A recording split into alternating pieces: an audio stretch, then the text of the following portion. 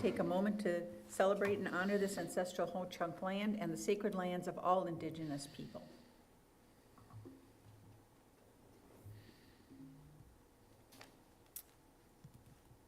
Will the Secretary please call the roll? Mr. Alberts? Here. Mr. Vigneski? Here. Ms. Fuchs? Here. Dr. Garcia? Excused. Mr. Jackson? I haven't I've heard. heard from. Okay. Absent. Absent, thank you. Mr. Manka? Here. Mr. Newmeister? Here. Dr. Sprague? Here. Ms. Sukla? Here. Quorum of the Board of Education is present, so the regularly scheduled meeting of May 19th, 2025 is called to order. Next thing is we will now have the Pledge of Allegiance. Please stand and face the American flag. I pledge allegiance to the flag of the United States of America and to the republic for which it stands, one nation, under God, indivisible, with liberty and justice for all.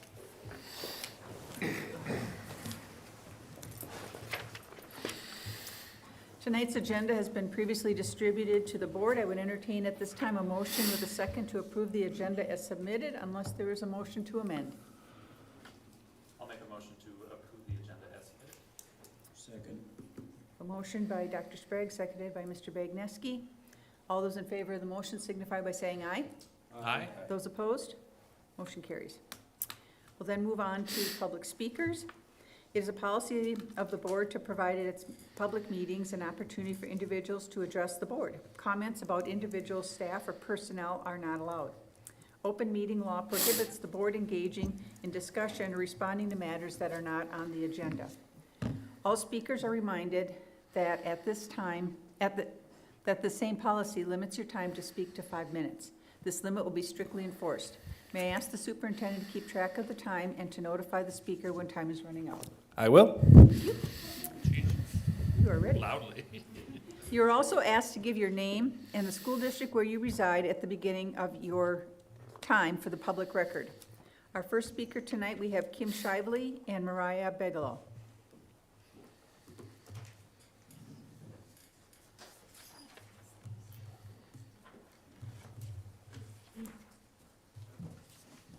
Hello, my name is Kim Shively, and I'm here representing the Governance Board for Cooley Montessori Charter School. And this is Mariah Bigelow, one of our E2 teachers. We both reside in the school district of La Crosse. We wanted to take a moment to introduce ourselves to new and returning school board members so you can have faces to attach with names. A little Charter School 101. Charter schools in Wisconsin are by definition public schools and not voucher schools. Charter schools are required to have a governance board to assure that students at that school are learning as intended according to the charter. Cooley Montessori's board for the upcoming school year has 9 members plus 2 teachers, and we meet once a month for 10 months of the year. 2 things of which our board is particularly proud. 1, we have maintained a steady enrollment of about 120 students since the 2020-2021 school year. 2, our school has a fantastic staff of 7 hardworking classroom teachers. In addition to having undergrad degrees in education, 5 of the 7 have master's or specialist degrees in Montessori education. 2 will have that certification in 2026, and 1 will also have their doctorate in 2026 in Montessori education. If we could have one wish granted to us, it would be to have teacher assistants in all of our multi-age classrooms. Cooley Montessori was founded in 1998. On behalf of our board, I want to express our gratitude to current and past boards who have backed the option of a Montessori education as part of this district's educational landscape. And with that, I hand it over to Mariah. Hello, everybody. Mariah Bigelow. I teach at Cooley Montessori in E2, which is 4th, 5th, and 6th grade, and I've been there for 10 years. I wanted just to talk a little bit about Montessori, what Montessori is. We teach to the whole child with a focus on brain development. We use sensorial materials and practical life lessons, as seen with our most recent plant sale. Thank you to those who came to that. Us teachers present one-on-one or in small group lessons while other students are working in the classroom independently or collaboratively with their peers with materials that they have already received lessons on. We have multi-age classrooms, so our children's house is preschool and kindergarten, 4 to 6 year olds. Our E1 is 1st, 2nd, and 3rd grade, and then our E2 is 4th, 5th, and 6th grade. As Kim spoke, part of our training is to learn the interdisciplinary curriculum. And so I brought a fun material here. Miss Madeline's going to help me show, she's one of our children's house teachers. So this is a material called the bead chains, and you will see this in every single Montessori classroom from children's house all the way to E2, so through 6th grade. And it starts with just this one little 4 bead bar. And in children's house, the children use it for counting. And so every number has a different color. 4 is yellow, and that's consistent throughout all of Montessori. And so children in the younger ages use this to practice counting. As they make their way through Montessori, they work on skip counting. So this is our short 4 bead chain. And so you'll see children put this out, and it will 4, 8, 12, 16. And then when they get really good, they get to use the long bead chain, which goes all the way to 64. And so this is an incredibly sensorial way to see like how much 64 is. If we were to put our short chain together, so in maybe in the later ages of E1, they might put them together and see that it's a 4 square, so 16. And so they can see that a short 4 chain is the same as a 4 square. And then if we pile on top 4 squares, we get a we get a 4 cubed. I was in Montessori. A 4 cubed, which if we take our long bead chain and put it all together, we get a 4 cubed. So the long 4 chain is equivalent to our 4 cubed, just all spread out. And so we have this material from the 2s all the way through the 10s. And this is just one example of a math material where you see children getting their hands on and really deep diving and understanding what these numbers mean. So we invite you to come visit our school and observe the children working together and working with the materials. Thank you. Thank you.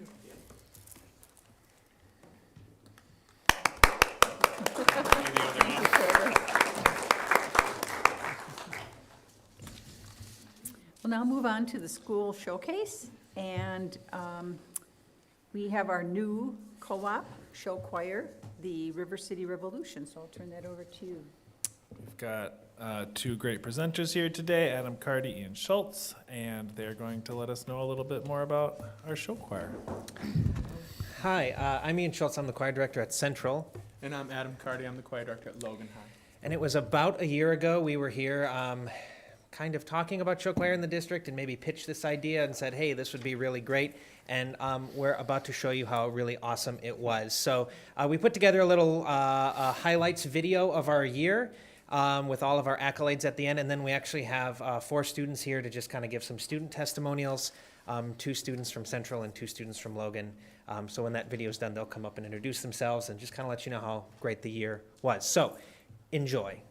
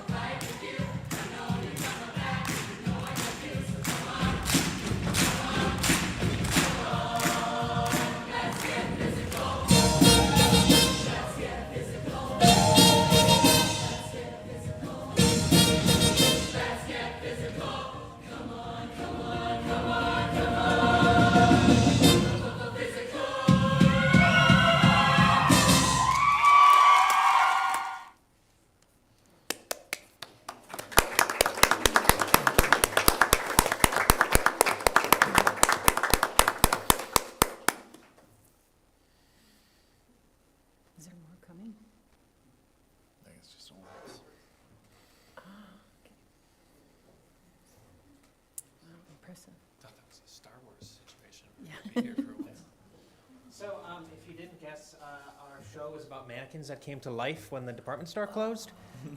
So they all were representing different sections of the department store.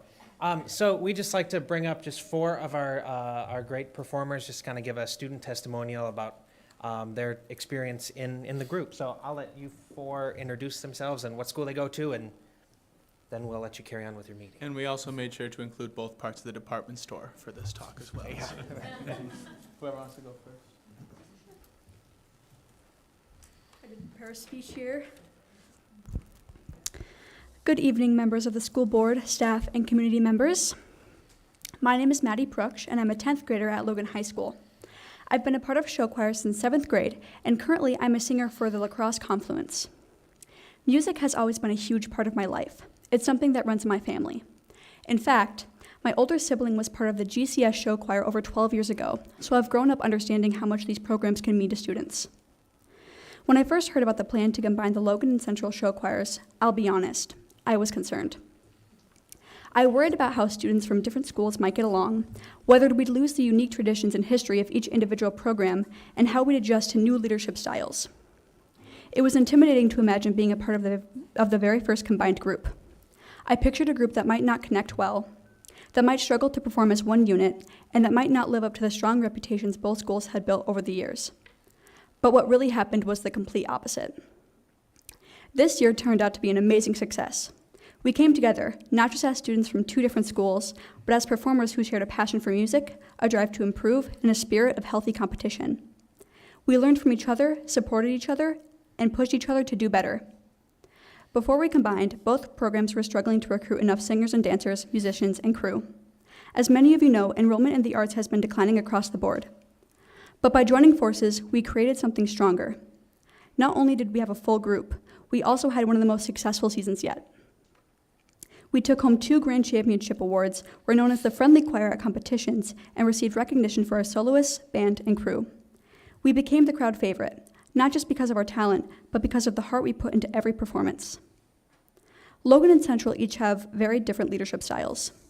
At first, that seemed like it might be a challenge, but instead it gave us a fuller picture of what it means to grow, not just as singers and dancers, but as teammates.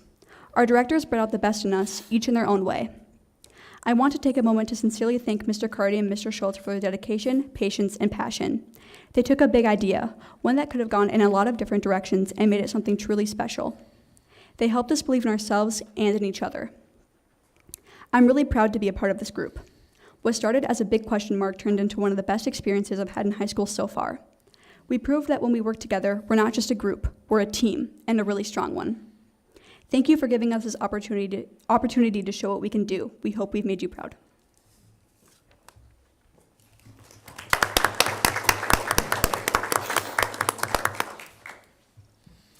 Hi, I'm Audrey Skemp. I'm a senior at Central High School, and I have been in show choir for all 4 years. I even did it in middle school. And auditioning for show choir was like the very first thing I did post-COVID, and I went in with just so much stress and like social anxiety about it. But putting myself out there for it is one of the best decisions I have ever made, and show choir has really just given me confidence and like leadership opportunities that I would not have gotten anywhere else. Actually, I wrote my college essay about it. So yeah, I really owe it a lot, and it is the most positive experience I have had in high school. It is just the most amazing, unique community. And for my first 3 years when we were separated, we were groups of like 27 competing with these big teams of 70, and because of how talented our directors are, we were still able to do it, but it was definitely a struggle. But it's just been so amazing to see this year, like, the potential we have as a combined group, how strong it made us. And it also gave me the opportunity to connect with kids who like live on the opposite side of the town, and I've made friends that I'm gonna continue to talk to for a very long time. Yeah, thank you.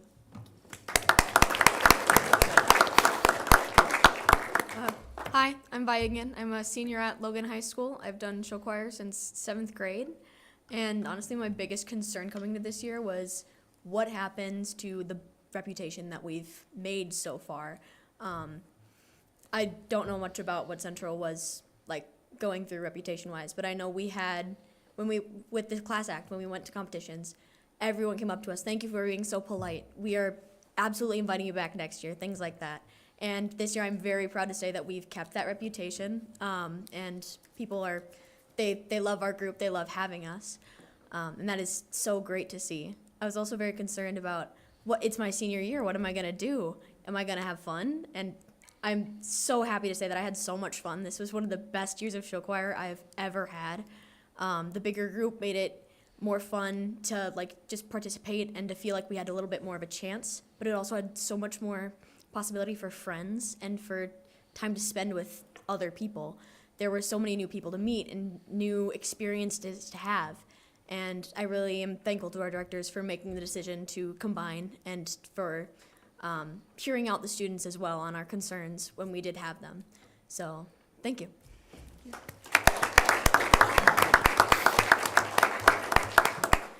Hello, I'm Wyatt Bush. This is my junior year, so I'm going into my senior year. I grew up watching my brother in show choir, and I thought that was the coolest thing. And so when I auditioned, I knew exactly kind of what I was getting into, but also I didn't know what I was getting into at all. For the first 2 years of show choir, it kind of with the same, I hung out with the same people I had known since the beginning. But when we combined, I met friends I thought I would never be friends with because I just didn't know them. But I think I'm so glad that I met them because, I mean, they're lifelong friends. We're going camping this summer. I would have never met them otherwise. But I want to get on to why this combining was the greatest thing for the Crosse show choirs. Because you take two amazing show choirs and put them together, you make them even more amazing. And the results of this year definitely speak for itself. We are definitely a better show choir. We get acknowledged because we're a better show choir. We've been told we're one of the more respectful show choirs at competitions, and so we get acknowledgments about that. I think that we're better off as this combined show choir because we came together and made something great. I was concerned going into this year thinking, well, what if we don't get along? What if there's struggles of different reputations of the schools? But we just mixed in so perfectly and created something way better. And I just want to thank the directors and everyone up here for making that happen. So thank you.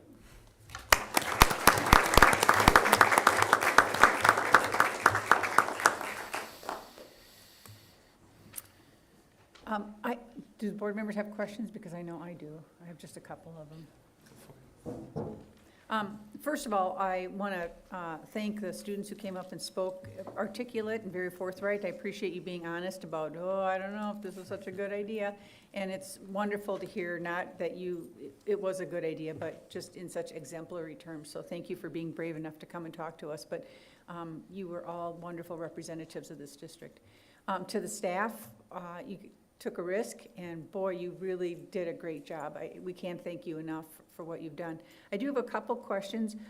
First one is, how did the name get developed? And second of all, what was the size last year compared to the size this year, and what difference has that made for you? Yeah, I can start with the name if you want. Yeah. So the name, knowing our students and knowing our programs, culture and identity is very important to both groups. So the whole naming process was actually a voting process. So the name was sourced from our students, and then we narrowed it down and then allowed the students to vote on it as well. So funny enough, we're actually talking about branding and everything. We're looking at a name for our middle school now because they like the River City theming and everything. So we're really glad that we were able to find something that sort of represented the area sort of as a larger whole and sort of encompassed the whole group, and then, sort of also fits this new color and this new sort of theming to represent this fresh group. So Thank you. yeah, and then the size, you want to take over?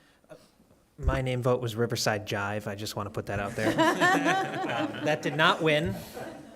Okay, so your question is about like the size as our programs as they were separate? As Or they were like- separate to what they are now, and what advantage has that brought to you? Because you talked last year when you came and talked to us about some of the difficulties you were having with the smaller size. Yeah, I think if we would have stayed separate this year, I think Logan would have had like 32, and Central would have had like 27 or 26.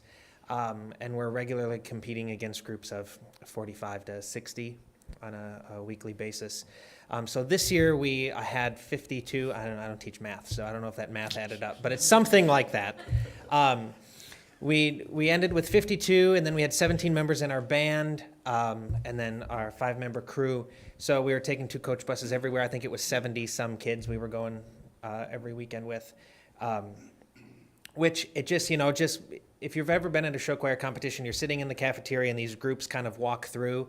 And it's always impressive when you think they're done walking through and then there's just more of them keep walking through. And that was us this year. And it was, I don't know, people noticed that. And then when they came on the stage, they just kept coming onto the stage. And judges that have been around a while that knew both of our programs as separate programs just had great things to say. You don't know how many times we heard judges' tape saying, wow, this was a really awesome idea for this district to do. So yeah, we're really fortunate and thankful that we were able to do it. Yeah. Congratulations on your awards. The performance was brilliant, so thank you for all of that. Thank you. Thank you very much. Dr. Sprague. I'm an alumni of the GCS band for 1 or 2 seasons way back. I noticed there's a significantly less sequins on the costumes than I remember. I'm curious how, having been involved in show choir for a long time, I presume, how have you seen the activity, the competition change over time? Okay, so that's a great question. The emergence of story shows is now a thing, as opposed to getting on stage and singing 5 songs that really have no relevance to one another. They're just 5 great songs. Used to be the thing, and then it was kind of like a loose theme, and now they're full on, like there's a show choir in Iowa that base their show on a short story every year, and they tell this short story. So that's one way this story show is changing. The second way is like the integration of technology. We had a backdrop, which was very fancy. But some schools bring in like a whole lighting rigging that they set up before they start, and they don't use the lights at all. That way they can kind of control whatever they're doing. Mixing the band with an iPad out in the house and controlling all that stuff. It's amazing but expensive. So, we're adapting with that as well, but that's how it's changing. And I always say, show choir used to be a co-curricular activity, now it's kind of a business. But that's kind of where it's going. Yeah. Pretty straightforward, but where do you practice and when? Is it Logan, Central, 50/50? Yeah, go. So yeah, that was actually one of the biggest topics of discussion, and it was brought up amongst our students because we wanted to find a way to be fair. We ended up basically doing the large majority of our rehearsals at Central because of the facilities. When you think of the way the choir room is right next to the theater, it's all in one music wing, if you will, whereas at Logan, they're completely opposite. So we just had more convenience there and a little more space there.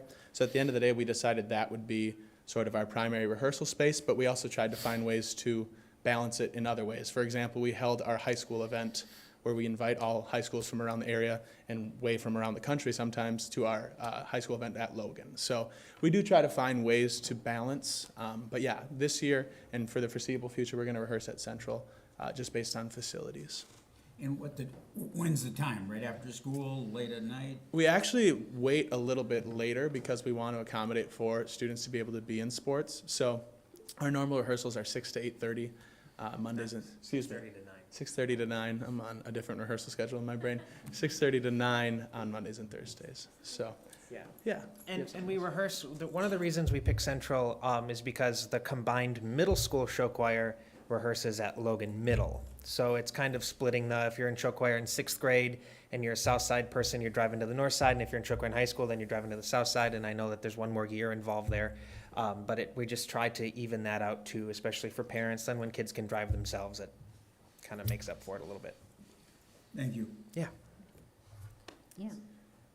I heard the end result of your integration of the 2 cultures, right? So how did you navigate the integration of 2 strong cultural programs into one? And what did you learn or maybe done differently as you went through that process? Sure, yeah. I think the first step in any of that integration is understanding where you come from. So I think one of the biggest benefits we had going into it was prior to my placement at Logan, I was a middle school director at Longfellow on the south side. And prior to Ian being a choir director full-time at Central, he split time at Logan and Central. So we both had an idea of both schools' music programs and both schools' identities. Then from there, a lot of it was student voice. I had been directing at Logan for 2 years and him for even longer at Central, so we knew our students pretty well and we knew what they cared about. And we also, being show choir directors, have been paying attention to the larger picture of show choir and the programs as a larger whole. So from there, we had to be very careful with the events that we wanted to keep and the traditions we wanted to keep. But I do feel that we did a very good job at keeping the important things from both. And sometimes we did learn that, you know, there were things that were important to a group of people that we didn't anticipate. And so then you have to make adjustments and you have to find a way to still make that group feel heard, but still move forward in a way that's fair for everyone. And I do feel, although there were some speed bumps, I think largely we did accomplish that, so. Sounds like it. Yeah, and just, I 100% agree. And as we all know, you'll never make everybody happy all of the time. And there were definitely moments like that this year. But I think our students, I mean, if we go back and just go, our students are people too, if we're just all honest with one another and just lay the cards on the table and say, hey, this is why, and brainstorm together, we always came to an agreeable result that worked for everybody. And I think our students appreciated that. I know I appreciated hearing our student perspective. Even if it wasn't in rehearsal, they'd come in for a lesson and, you know, start going off about something that happened. And, you know, you'd start to talk to them about it, and then you'd bring it to rehearsal, or at least a group of people, and start having those conversations to just really help understand and just how to make this group jive, Riverside jive, even more. You just had to get that in. I will always lose, but I will win someday. All right, thank you for your time. Thank you so much. Thank you. Great job.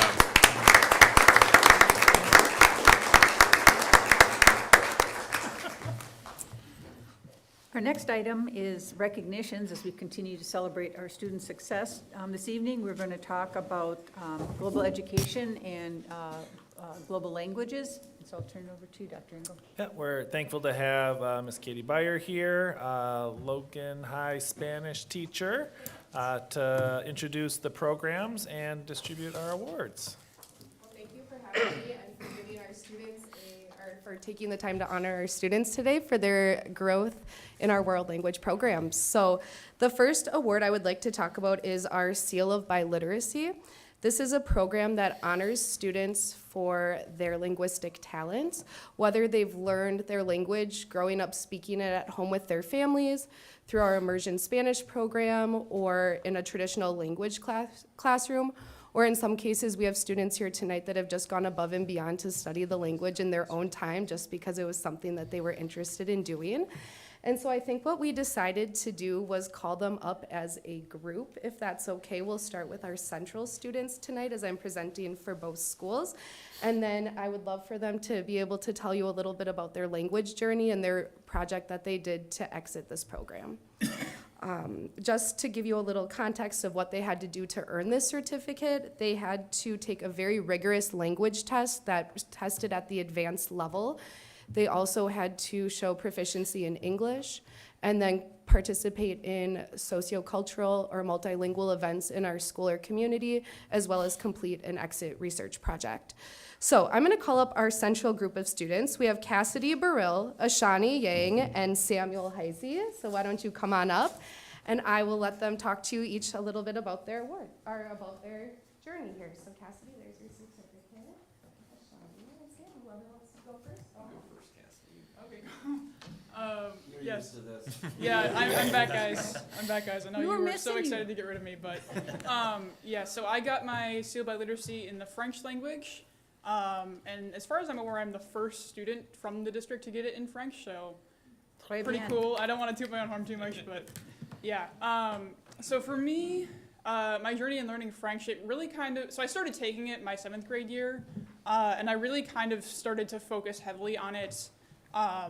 Like during the 2nd semester of that year as we kind of got into quarantine and COVID. Because I had just, literally just prior to everything shutting down, my family had hosted a French exchange student, and I kind of wanted to keep up with him, so I started to really study the language, and I kept up with it through high school. And Miss Lohr, the former Hmong teacher, actually introduced this program to me during my junior year, and I started to pursue it, even though Like, obviously there was not French classes at Central during that point. I still like continued to study hard, and at the end of that year I took my exam. I did have to retake the writing portion, but I was able to pass that pretty easily after taking some college UWL French classes my senior year. And then as for my project, I kind of combined my interest in like the French language and French culture with my interest in like history and social studies, because I did my project on French neocolonialism in Africa, so kind of examining how like colonial power relations still like continue to exist in Francophone Africa, even after what we consider the decolonial period has already passed. I would say it was a very interesting project for me. I definitely learned a lot about like economics, like an economic policy through that project, as well as just like the political situation in West Africa over the last like 60, 70 years. So, yeah. Très bien.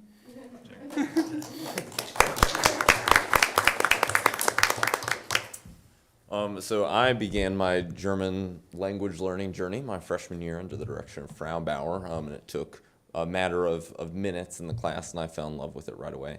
The subsequent year, Frau Murphy came in, and I thought it was 2 times better than what I had experienced my freshman year. So I've been really invested. Like was stated, we have to do a lot with the community to earn our seal by literacy.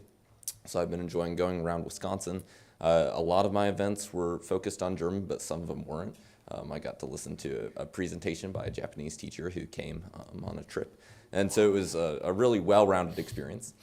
But as part of my project, I focused on the decline of cultural dance, specifically polka, in our area, as that's very prevalent. Despite the amount of German and Polish ancestry that we have, the trends are still going down, and people who are involved in that sort of profession, like specifically the people at Concordia Ballroom who do this as work, it's their job to get people in and dance, they're starting to show concern because the younger generations aren't taking part in it. So I did a bunch of study with that, and that ultimately accumulated to a dance we had last Friday night with our polka band. We hosted at Central in our gym. That went from 6 to 8. It was a great time. I played accordion for that. And we had lots of community participation. We had people show up from all over. Some people who were involved with Central, some people who weren't. We had all sorts of ages. We teamed up with the National Honor Society chapter at Central High School. And so we had a bunch of volunteers, probably about 30 volunteers, who came in. Many of them had never heard of polka before, and every single one of them walked out having a great time knowing how to polka and waltz. I think probably one of the highlights of the night was that Molly B., who's a very prominent polka star in Wisconsin and nationally recognized. She was able to show up and she sang a song with our band. So it was a really great time. But thank you.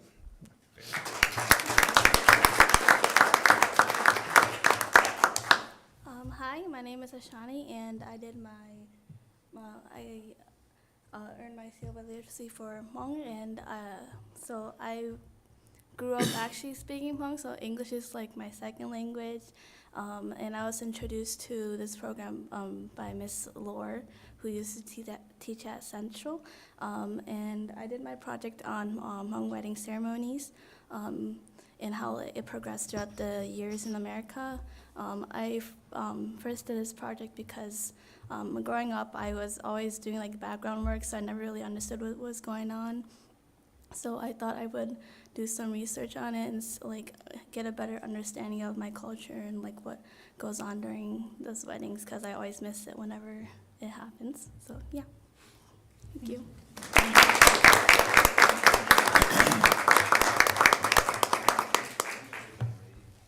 All right, I'm going to call up our next group of students who are our Logan High recipients of our Seal of Biliteracy. So I have Maggie Harris, Eden Devine, Gao Chi Tao, and Victor Vang. Why don't you all four come on up here?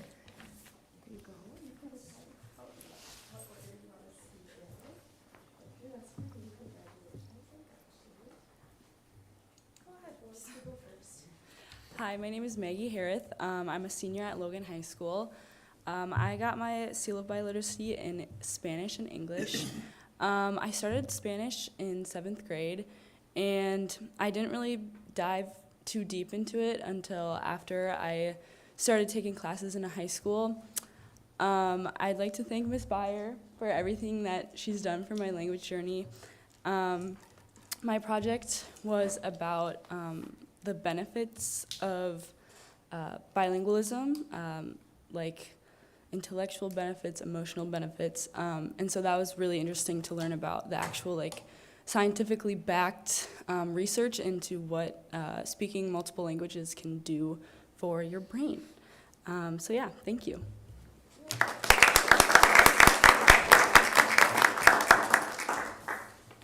Hello, my name is Eden Devine, and I'm currently a senior at Logan High School, and I started learning Spanish in kindergarten through the Spanish Immersion Program at Northwoods, and my syllabi literacy project was about Spanish speaking in the United States healthcare system, and the reason I chose to research Spanish speaking in healthcare here is because our Spanish-speaking population keeps growing in the United States, and as someone that wants to become a physician assistant in the future, I just really hope that I can make our healthcare system a more inclusive place for all patients, because when there's a language barrier, then those patients are getting the same care as everyone else. So, thank you.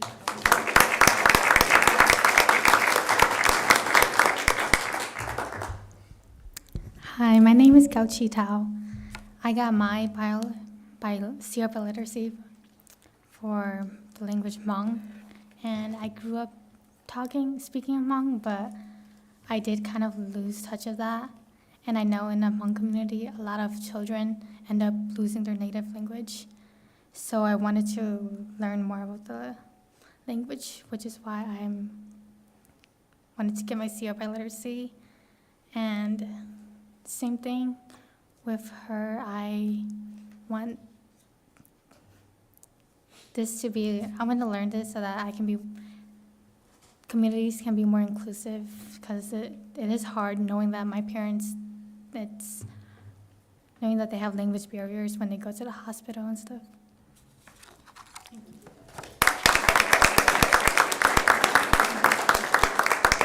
Hello, my name is Victor Wang. I'm not really sure what to talk about here, but I got my syllabi literacy in Hmong, and I guess starting from the beginning, I spoke Hmong as my first language, so English is my second language. So I guess now I'll just talk about my presentation, but my presentation was on comparison between Chinese culture and also Hmong culture, and you may be wondering why I compare those two, and it's because Hmong people did originate in China as like an indigenous group. So just comparing those two and seeing the similarities and differences, I think is really important, just to show like our individuality as like Hmong people. And I guess that's pretty much it. Thank you.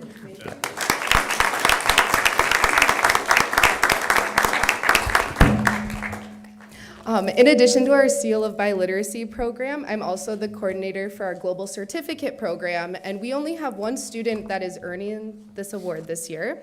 And in order to earn this, she had to go above and beyond to take classes in high school with a global focus. So this is something she's had in her path since she started as a freshman. It took a lot of planning to be able to get here and make sure she had those credits.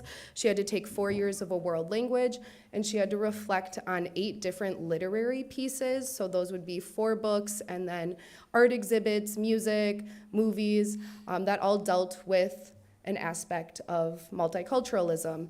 And so this student, I'm not going to make her speak again because she was just up here, but is Maggie Harith. I just wanted to give her a little extra recognition for her work with our global certificate. Thank you. Were there any questions before I start? I'm curious about the test that the students have Yes. to take, and how does it compare to like the AP language tests? Right. I've never had students actually take an AP test before, but this grades or assesses their proficiency level, so their skills that they towards using the language. So they have to read different passages, answer comprehension questions. There's a listening, interpretive listening portion. There's also a presentational writing where they have to show grammatical accuracy, as well as they're given like different prompts in the moment that they have to answer to. And then I would say the most difficult is the interpersonal speaking, where somebody's on the other end asking them a question and they're live in the moment thinking of a response. And just to give you some, I guess, idea of how high they need to test, the level of language to earn this certificate is equivalent to what a college student graduating to be a language teacher would be. So it is a very high level of language that they've been able to achieve. Go ahead, Jen. How long has this program been in existence? You know, it is relatively new. We started developing it, I want to say 2017, 2018. And so, for example, this is our first year of having students at Logan High School graduate with this honor in the Hmong language. And it's also our first time having someone earn this that was not part of an immersion language program. So someone who was able to study throughout their years in middle school and high school to get this. Thank you. Do you have a number of students that take the exam that aren't able to get the certificate? We do, yes, just because that level of language is so high. Oftentimes, some of our immersion students that do try aren't able to quite get that accuracy piece that's needed to show that proficiency. It's nice to see students stretching themselves. Yes, yes. Other comments or questions? Well, a million years ago when I was in school, all we had to do was we had a French poetry competition. So I got to go to state and I still remember my poems. So that's Wonderful. And I can polka, so. Awesome. Thank you. Thank you so much. Oh, one more question. One additional question. Oh, I'm sorry. Do students that receive this certificate, do they get some college or university credit? I mean, can they advance as far as number of credits they can waive or whatever? So our students, when they go off to university, they take a college placement test. So their work that they've done to build their skills would show in that test. And with the UW system, if a student places at a level 300 or higher, they get retroactive credits for the levels. Well, I guess it doesn't have to be 300 or higher, but they can get retroactive credits for the levels that they tested out of in high school. So they can earn up to 16 retroactive credits, which is thousands of dollars. Yep. Yes. Thanks. Thank you. Congratulations. Yeah. Thank you.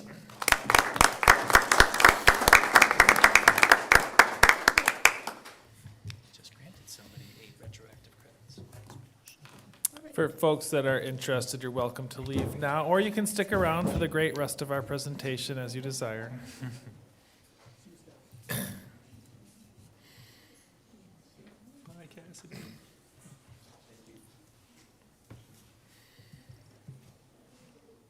Okay, we'll continue on then with our meeting, although seeing students doing wonderful things is a pretty cool part. We will move on to the consent agenda. Let me get my script here that Laura puts together, thank goodness.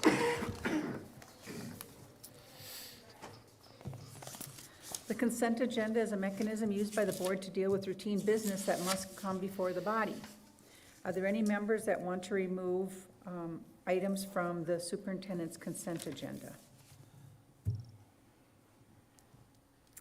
Hearing none, we'd look for a motion and a second to approve the consent agenda as presented.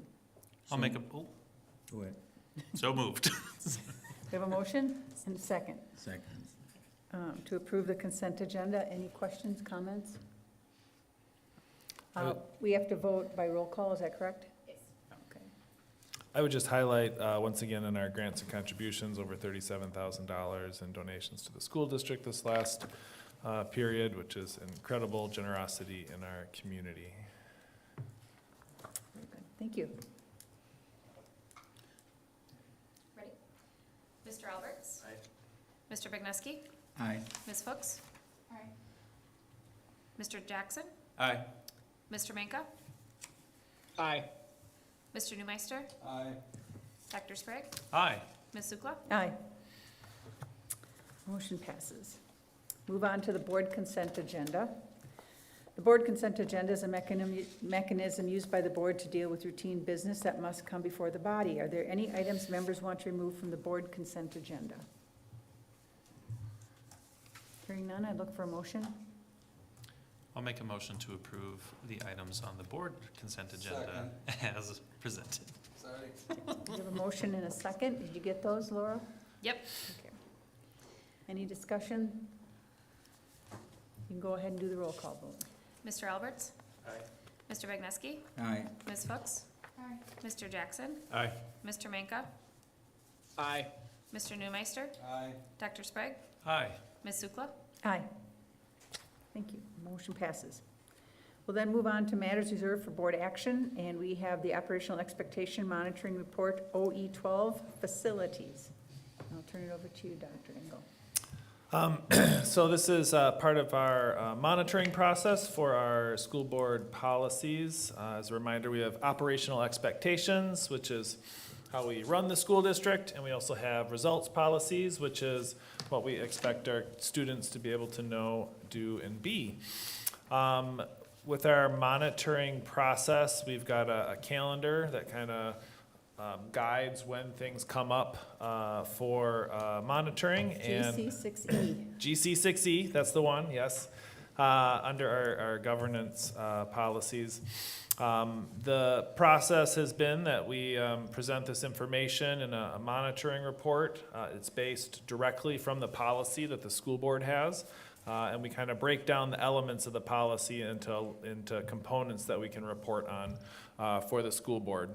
We'll go through this information, we'll discuss anything that folks have, and then hopefully the board will approve it and we'll move forward.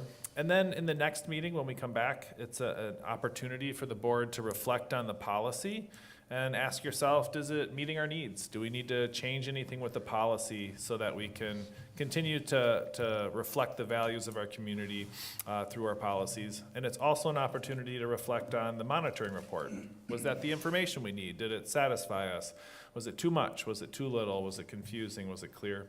And so today, Mr. Joe Ledvina will present our OE12 Facilities Monitoring Report. And I'll just draw your attention to the first page. It's an executive summary that we put together to kind of highlight some key facts and figures, but Mr. Ledvina will dive into the weeds a little bit and hit the high points also.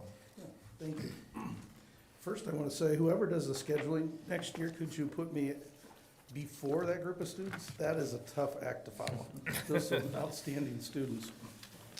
I have with me tonight Ann Endries, who's the Buildings and Grounds Manager and Safety Coordinator, and then Jeff Elson, who's our Transportation and Energy Manager. And they, when it comes to question time, I may call them up to answer some questions as well. I want to give you an idea of what we talk about when we talk about facilities. What does that mean in La Crosse? We have 17 sites on 127 acres and over 1.5 million square feet of building. And so with that, we have over 23 acres of roofs alone. And you break that down even further, we have 409 cameras, 108 air handlers, and 44 boilers, just to kind of give you a perspective of the breadth that we're talking about as we go through tonight. And so what I'll do is I'll start going through and we'll look at 12.11.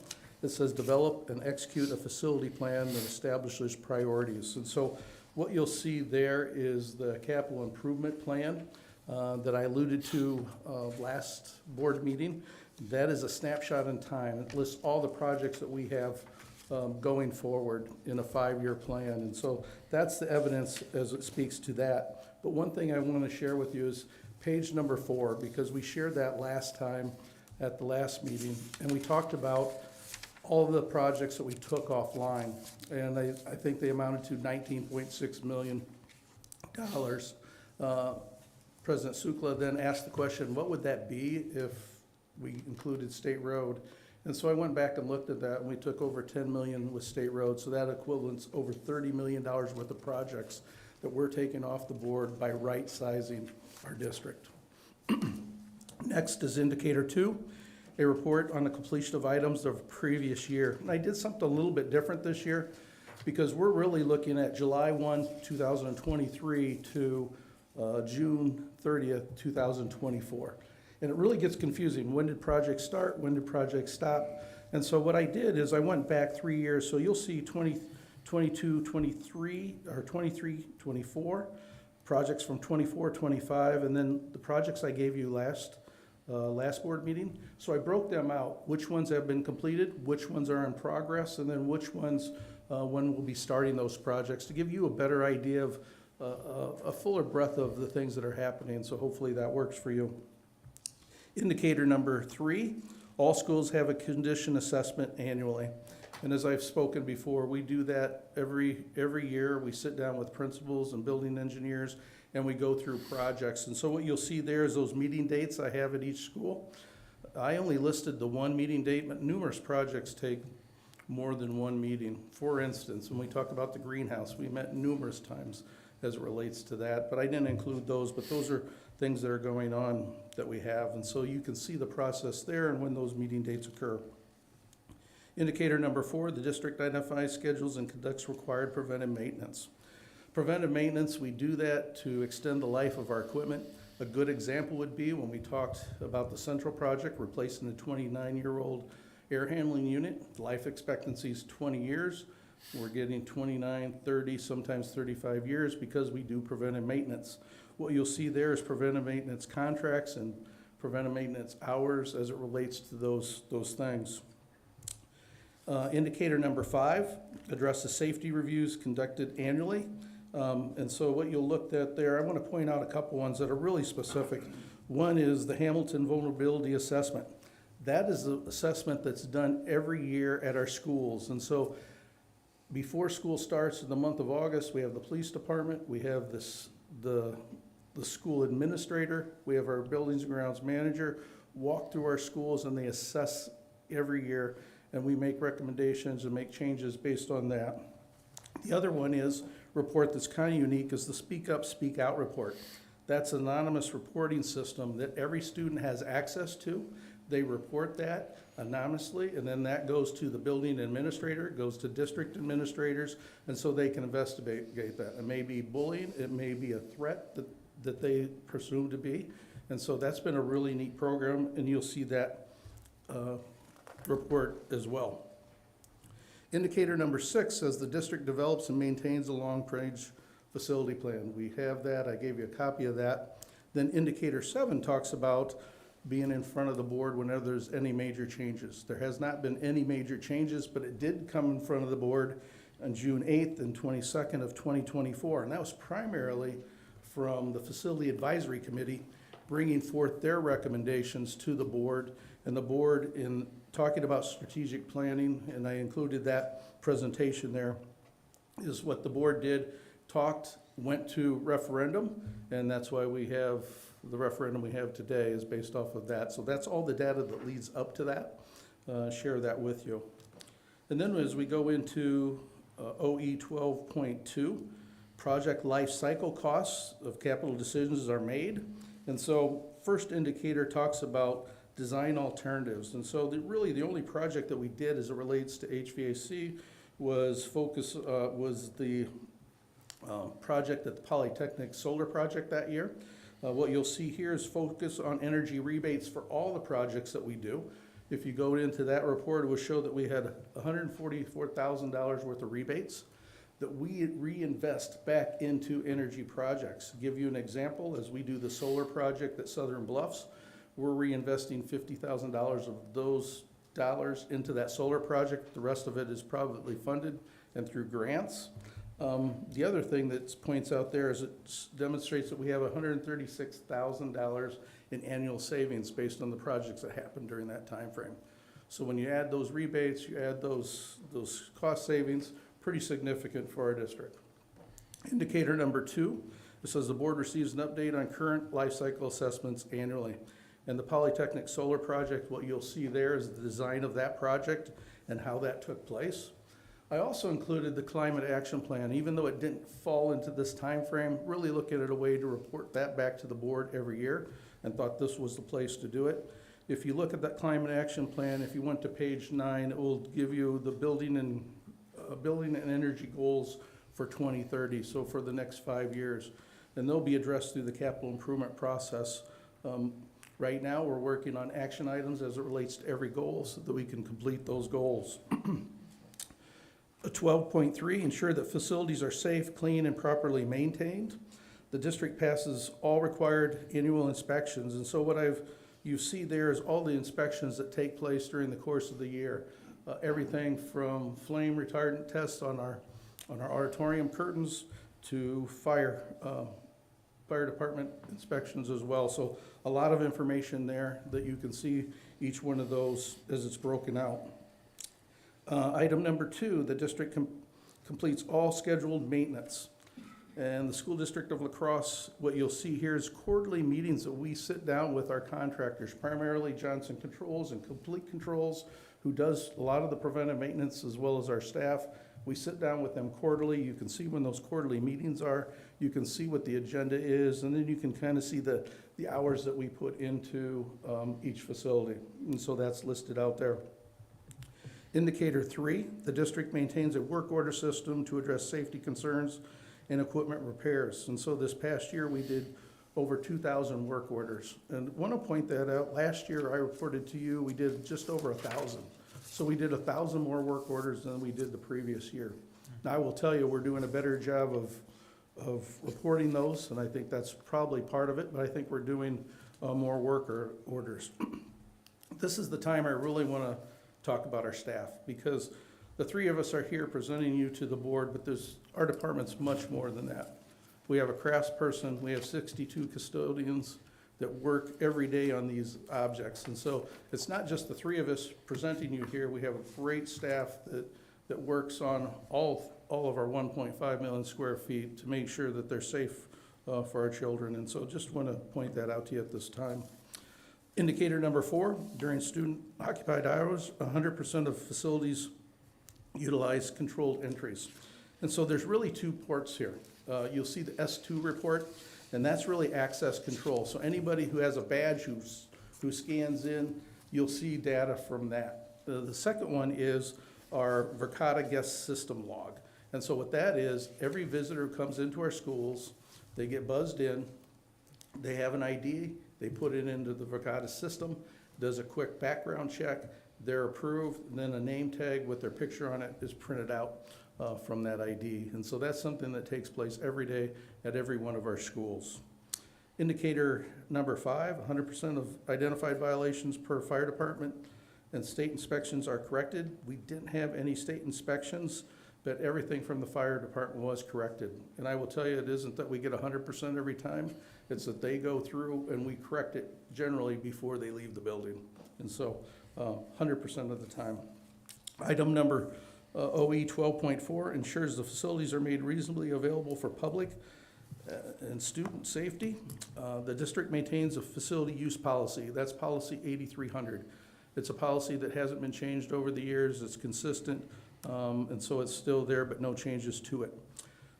Indicator number 2 says the use request process and rules are easily accessible to the public.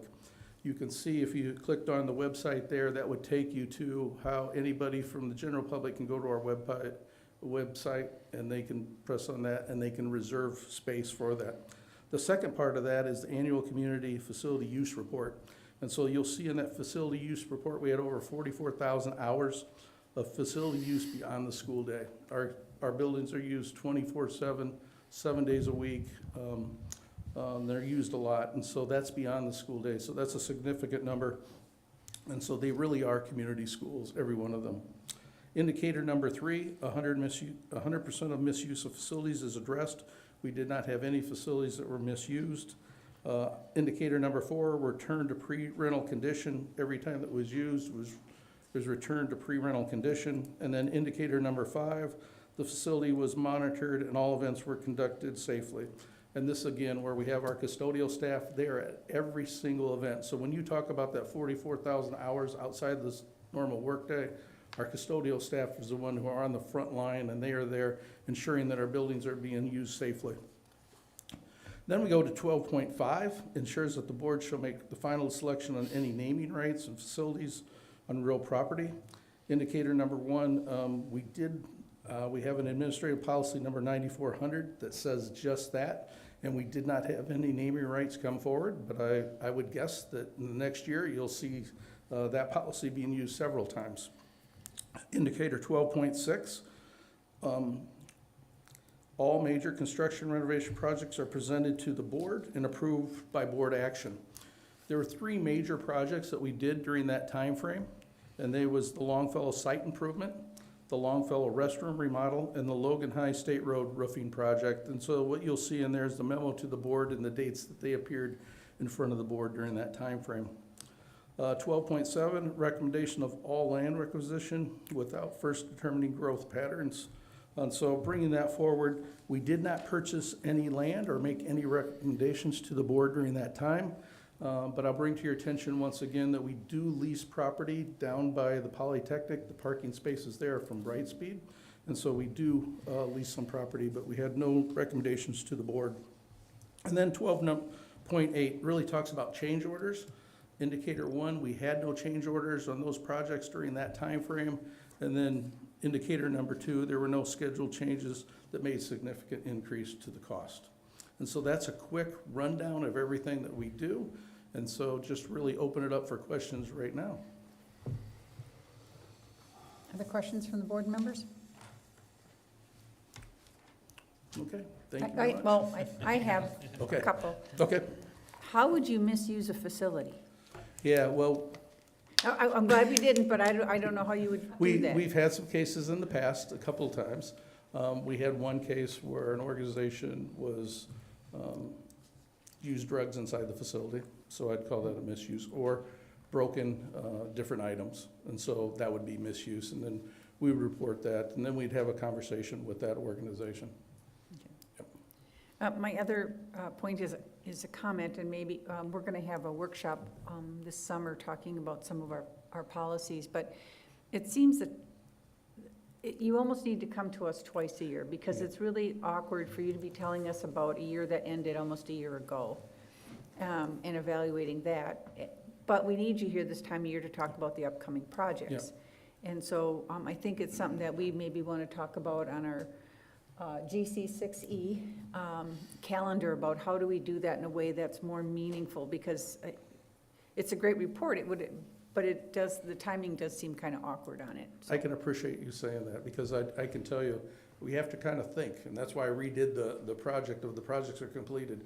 Was it started in this time frame? Was it completed this time frame? And so when you go back that far, I can understand that. So it would be very easy for us to report twice and do that. What time of year ideally would you come back and report? I don't know, we have to look at our calendar to see what we've got all booked in. Yeah, I think you've asked this question before, and I think I said we would be ready by September to do that very easily. Thank you. Mm-hmm. Other board members have questions? I've got 2, and they kind of correlate. So can you give me the scope of work that Complete Controls and Johnson Controls does? I was trying to get to what I wanted to see from the documentation. Oh, yeah. I know you've got so much data. Yes. I'm just trying to understand what preventative maintenance, like what their scope of work is going to be for you. So when it comes to changing filters, we do all the filter changing. So it's replacing belts, doing all the inspections, doing the tune-ups in the spring and the fall for heating and cooling is a big one, and we get rebates for a lot of that work. That is a big one. And then just going through all of our fans, everything related to HVAC. So our fans that we have, our pumps, everything that we have related to that, they go through that and make sure that they're operational and in good order. So does one of them have certain sites and another one has other sites, or yeah, doing so the same scope of work? Yeah, so that's a great question. How does that happen? Mainly because over the years, in 2009, we passed a referendum. And it was for HVAC upgrades. And so whoever got the bid, and most of the time, obviously Complete Controls has more schools than Johnson Controls. Whoever gets the bid usually gets who generally gets the preventive maintenance contract with that. And so that's how it's been selected in the past. So you look at Johnson Controls, they have a portion of 2 high schools, they have Southern Bluffs, they had some Northwoods, but as we upgraded and as we bid projects out, Complete Controls is won the bid for controls, and that's why it's that way. We do have Train that does small little bit that we still have in existence at Central High School, but those are the major ones. Okay, thank you. I was really just trying to understand, one, how you choose with all the data you have. How do you give us? I'm a nerd. I want to look through as much as I can, right? Yeah. other people aren't that way, so just trying to, No, how do you that's- get to that scope of like, what do I present and what don't I present, so. No, that's a great It question. gives you some context. That's a great question. And as we put out bids, as we did the Logan High School, as we did that, Complete Controls got the bid there, so they have more of the controls now at Logan High School than Johnson Controls. Okay, Yeah. appreciate it, thank you. Yeah. Mr. I have another question. Oh, you can hear us okay now? I just got your message about having difficulty hearing. Yes, thank you, Laura, for helping sell that. That was just an issue at the beginning there. So what's your question, Mr. Manka? So my question is, this is the first full year we've had vape detectors installed in our schools. We only had half implementation. My question is, do we have inspections for them planned with facilities as well? Are they considered something else? Yeah, we do have inspections on all of our vapes. And I don't know if that's in there in one of the reports, the vape detector. Well, they were put in this Probably year, so not. it would have They were been just in put there. in this Yeah, next they year. were Yeah. outside of scope. But So they that will be show a up part of next that. year's, right? Yeah, one of the things is that we get the report, we get a report on every time that happens, and so they will do a report on, at the end of the year on each one of those. Yeah, and then my follow-up question, Ms. Levina, is, from my understanding, they're only in half the restrooms. That was actually something that students were complaining a lot to in our linkages. We even had one student say that the vape detectors weren't working so much, so I'm kind of interested in looking at the inspections for it. But is there any plans to expand upon that now that we're nearing the end of the year? Yeah, we've had some requests, and we do plan on putting a few in this next year. But the requests weren't that large, but I think we've got a request for 2 more vape detectors, I think, at Central High School. All right, thank you so much, Ms. Levina. Will that cover all of them then? That won't cover all of them, no. The systems aren't cheap necessarily. It requires the detector and a camera and, I don't know. Yeah, They're a subscription, and the detector itself is $1,500. Is $1,500 a piece, and then they're on a subscription with Verkada, which is around $360 every 3 years. So it's about $120 a year for those. Mr. Manka, there is a tamper alert on those vape detectors. And we would get that, and so would the school administration, and then they go and investigate and look at the cameras to see who came out. So those are investigated just like you would a vape indicator. Absolutely, thank you so much for that. How many is at Logan and how many is at Central, those detectors? We have 6 at Central and 4 at Logan. And you're gonna have 2 more at Central next year, so there'll be 8? Correct. Yeah, there's a different number of bathrooms based on when the buildings are constructed. Standards have changed over time. The Hackett edition kind of changes things too. And so it's really been responding to what the building principals' requests are. Where do they want them? How does it make sense to arrange them? And it's worked well at Logan in their current locations.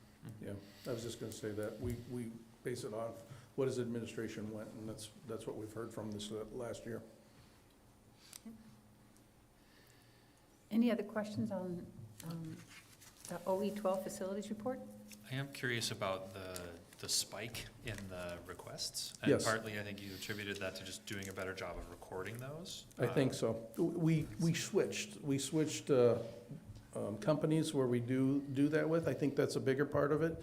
And then I think that people have just grown accustomed to, we have great custodial staff, right? And so our custodial staff, if you see them in the hallway and you ask them to do something, they'll do it. And so what we've asked them to do, if you have a request like that, either ask the individual to put in the request or you put in the request and then finish the project. So we're getting an accurate account of what's happening. Yeah, I noticed over half of the calls were custodial in nature, not Yeah. preventative maintenance or Yeah. large. So I'm Yep. glad to see your staff is keeping track of what they're being asked for. I think that's important. It's really important so that we can justify what are we doing during the day, or they can justify the things that they're doing, and they're making a difference by doing that. Yeah.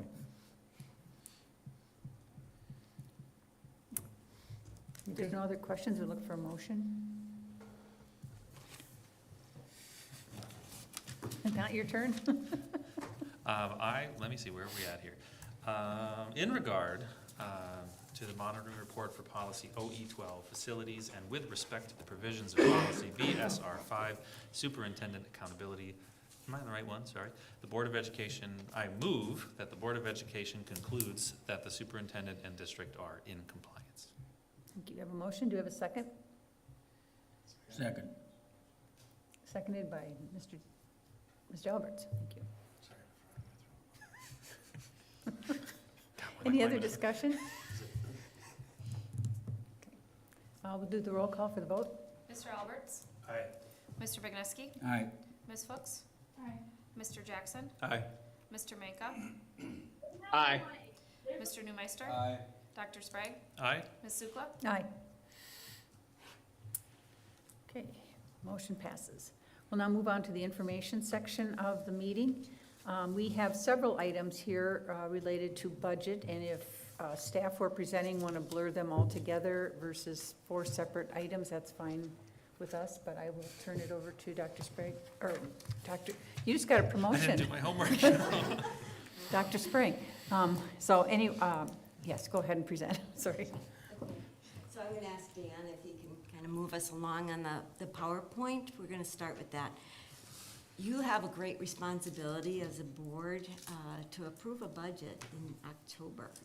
And so we're going to take a lot of time in the next few months to go, it's the other one, Dan. We're going to go over some of the refreshers to, it's not something you do every day, but it's something you certainly need to be aware of. So first we're going to go through a little bit of a refresher as far as what is the budget all about. The basics refresher, we're going to go through some fund summaries, budget development timeline, where we're at, and the preliminary budget assumption update, and our long-range trend. Dr. Engel will take over there. So a reminder of what the school district budget basics are is that it is a financial plan that outlines the school district will manage its daily expenses and ensure its operations run smoothly for the upcoming fiscal year. It's essentially a detailed forecast of anticipated revenues and expenditures needed to meet the district's goals and provide essential services to students and staff. And so you have this PowerPoint attached so that you can refer back to it as time goes by. So 2004, 2005, you notice that your budget document is in front of you. Molly and Jeff, you have your own book to take home. The other board members have that book somewhere, but we'll always put them out every meeting in case we want to refer back to them. But first of all, this is the graph. So we're going to be a little interactive here. What are the 2 largest sources of revenue for a school district's operating budget? Individual sources or like all the state aids together? Look at the chart. Green and purple. Green and purple, but. State equalization aid and local taxes are the answers there. Those are the 2 largest sources within the revenue limit. Any questions about that? All right. So the next chart. So we have our operating expenditures. We present those in 2 different ways, by program, or sometimes it's referred to Can we as... go back to the revenues? Are you going to talk about the revenue limits later on? Probably not even today. We're going to go into depth with that in another time. Okay. So Just as a very high level, if the state, we can only spend so much. So if it doesn't, like we can, unless we do a operating referendum like we have, but the pie can only be so big. So if one piece of the pie gets smaller, then the other one has to get bigger. The pie is only so big. And so if we could get more state money, yay, but that doesn't fundamentally increase our budget because the pie is only going to be the same size. very good. Very good. After almost 20 years at the table. Absolutely, and that's, we rely on each other and our experience. So then on to the operating expenditures that we present these in 2 different ways. One is by program or function is sometimes referred to, or the purpose. So what are the 2 largest areas of expense for a school district's operating budget? Green and blue. Green and blue. I got that. Instructional support and instruction, of course, because that is our business. But then we also have a big chunk that is yellow, and that's the district and business services. So that includes student transportation, utilities, building operations and maintenance, safety and security. And then we have them as operating expenditures by type. So Y is compensation, the largest type of expense for a school district operating budget. So we're a service organization. Yes, we are, and we educate students, so we have to employ people to do so. The purchase service is also a good chunk, and that includes instructional technology and support, student services, staff development, library media, student transportation, and voucher and open enrollment payments. So operating funds, I wanted to go in these a little bit so you understand when you're approving that budget in October, you're looking at the operating funds. And operating funds are made up of Fund 10, the general fund, Fund 11, which is for grants and projects, Fund 21, special revenue, Fund 27, special education, and Fund 29 is other special projects. But I want you to look at this as far as what are the revenue sources for each of those funds. So Fund 10, that's where we come to the state equalization aid and local taxes, state categorical aid, open enrollment, and interest, fees, local resources. But Fund 11, that is our grants and projects. Those are the federal grants and state grants. And we separate those out because more than likely the revenue is going to match the expenditures. And then Fund 21, special revenue. Dr. Engelhead pointed out the donations that we get at a large amount. So we separate those out into special revenue. We get those from LPEF grants, PTO support, fundraisers, and donations. And usually those have to be spent in a certain way, but they are in addition to our operations. So let's say field trips. A lot of the PTOs like to support field trips. That would be recorded in Fund 21. Then Fund 27, special education. So we talk about state special ed categorical aid, federal grants, state grants, and that what's ever not covered by those three things, there's a transfer from the general fund, because at the end of the year, that has to have a zero balance. The revenues have to match the expenditures. And this is where we talk about the state budget, when they talk about increasing that aid for special ed. That is where you want to see that increase for special ed so that you're having more money coming in from the state and less of our general aid or general fund dollars that have to go back to support special ed. And then Fund 29, this is particular to ours because it covers only one grant. It's the Indian Education Grant, and the source is a federal Indian Education Grant, and it doesn't flow through the state like our other federal grants, so that's why we have a special fund for that. So those are the funds that I want you to, there's many more funds, but those are the ones I want you to be aware of today. Any questions on those for now? Yep. Can you refresh my memories? I was trying to find it in the book really quick. Like ESSER funds, were those Fund 11 funds? Yes, they were. And Fund 27. Both? Yeah. So then I also wanted to point out capital project funds because Joe just talked about capital projects, and this is very important since we have the capital referendum and we have operating referendum and we have our solar projects. And all of those are different funds in Fund 41. Fund 41 is the tax levy and operating referendum funds, and they support all those capital maintenance projects that Joe presented to you in the CMI book. They span years, so that stays there. There is no transfer into that fund or transfer out of that fund. Whatever in there is each year is what we need to use for those projects. And if you look back at his CMI, you'll notice that there's a total dollar amount, and that's what he has to work with in any given year.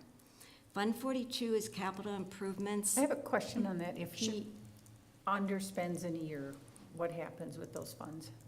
They stay in there.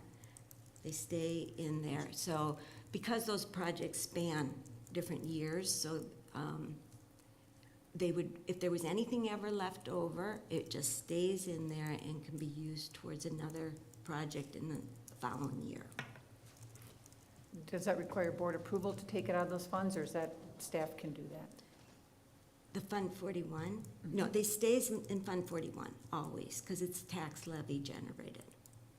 So when the board approves the tax levy, you're approving that we can No, I'm use talking those about dollars. if Say he's $100,000 lower on a job, and he Yeah. had $100,000 left over, he's and gonna so use that for something 100,000 else. has been levied, so it stays in that. It stays in that fund. But when we want to use that money, then does that come to the board, or is that a staff decision to pull money out of that fund because there might be something unexpected that came up? No, it would only go towards future CMI projects. And those Joe will bring to the board for approval every year. And if it's over $100,000, the board would approve the bids for those. Correct. So the board will ultimately approve that extra use of funds if it was available. Thank you. Mhm. Now, And then, we've got another question. oh, sure. And you don't mention in all of this, what you've said is great, but every once in a while we hear of Fund 80. How does that? Fund what? 80. She's We'll getting get to to that. Okay. You're getting it, you're I didn't see it in my We're notes. only at 49. We're only in the 40s. My sheet ran out as far as it ended with 149. Well, It's a separate Uh, agenda. so then, Fund 42, that, when we talk about the solar projects, or when we have a sale of capital assets, that goes into Fund 42. All of the money from the SOLS groups, that flows through LPEF and into Fund 42 for those solar projects on our school. Capital Project Fund, so this is the Fund 49. This is where we put the capital referendum dollars. We went out for bonding a few months ago. $14 million of that is in Fund 49 to be used now towards our projects at State Road and at the new building here. So that's all we use that for. So then I have a note under here. So there's a lot of other funds, Debt Fund 30, School Nutrition Fund 50, and then the Community Service Fund 80. We'll be discussing them more in depth in future meetings, but we're also going to talk about Fund 80 later on today too. Thank you. You're welcome. So this, I wanted to bring this up. The board has seen this as of March 3rd. We always have the budget timeline.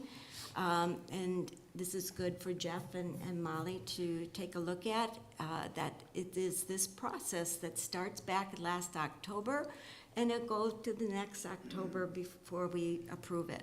So where are we at right now? May 2025, present the proposed capital maintenance and improvement plans, projects, and OE12. So Joe had done that. Then discuss base salary options. We had talked about in our budget projections back in March that the CPI is 2.95%. That's the basis for our negotiations with our unions. We are just starting those conversations. Then administrative goals. So I think that's on our agenda for today also.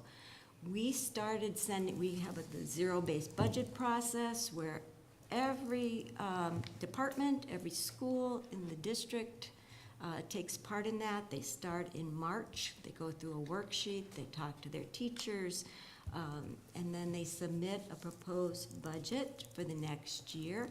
And then we summarize their requests, and we meet as an administrative team and try to understand what they're asking for.